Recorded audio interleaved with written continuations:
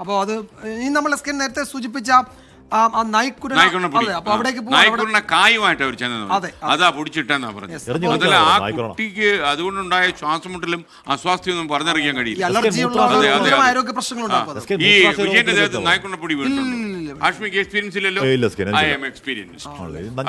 അത് ചൊറിഞ്ഞ് നമ്മള് കൂലിക്ക് ആളെ വെച്ച് ചൊറിയേണ്ടി വരും. അത്രയ്ക്ക് ചൊറിച്ചിലായിരിക്കും. നായ്ക്കുള്ള മരം എങ്ങനെ ഇരിക്കും സാർ? ഞാൻ കണ്ടിട്ടില്ല. ഒരു ദിവസം ഞാൻ ഈ നായ്ക്കുള്ള മരമുള്ള ഒരു സ്ഥലത്തെ കൂട്ടിക്കൊണ്ടുപോകാം. പിന്നെ മിക്കവർ മടങ്ങി വരേണ്ടി വരില്ല. ഓക്കെ, അപ്പൊ നമുക്ക് ശ്യാംകുമാർ. ഇക്കാര്യത്തിൽ വിദ്യാഭ്യാസ വകുപ്പ് ചില നടപടികൾ സ്വീകരിച്ചു എന്നാണല്ലോ റിപ്പോർട്ട്. എന്തൊക്കെയാണ് വിവരങ്ങൾ? ഏത് തരത്തിലാണ് ഇതിൽ നടപടികൾ മുന്നോട്ട് പോകുന്നത്?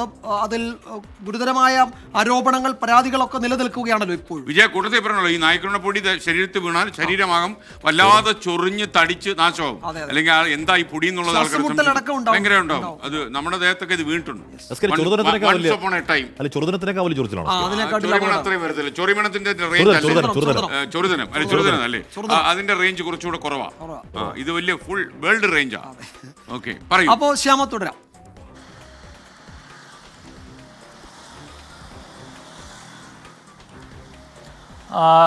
നിലവിൽ ആ കുട്ടിയുടെ അവസ്ഥ, കുട്ടി ഇപ്പോൾ വീട്ടിൽ വിശ്രമത്തിലാണ്. 15 ദിവസമാണ് ആ കുട്ടി.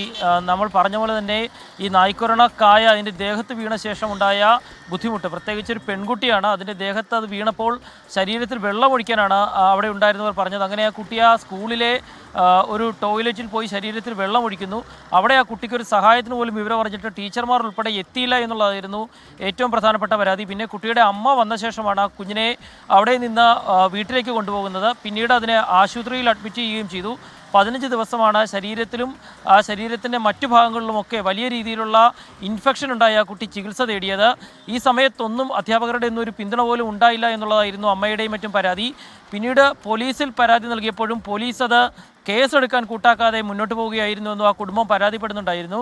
ഏറ്റവും ഒടുവിലാണ് നമ്മൾ ആ വാർത്ത നൽകിയതിന് പിന്നാലെ ഇപ്പോൾ വിദ്യാഭ്യാസ വകുപ്പ് അന്വേഷണത്തിന് ഉത്തരവിട്ടിരിക്കുന്നത്. എന്താണ് അവിടെ നടന്നതെന്നത് സംബന്ധിച്ച് റിപ്പോർട്ട് നൽകാൻ വിദ്യാഭ്യാസ ഡയറക്ടർ ഇപ്പോൾ സ്കൂളിലെ പ്രധാന അധ്യാപികയ്ക്ക് നിർദ്ദേശം നൽകിയിട്ടുണ്ട്.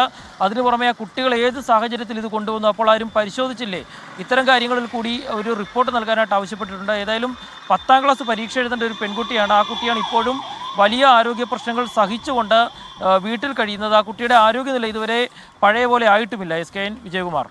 Okay, thank you. ശ്യാംകുമാറാണ് വിവരങ്ങൾ നൽകിയത്.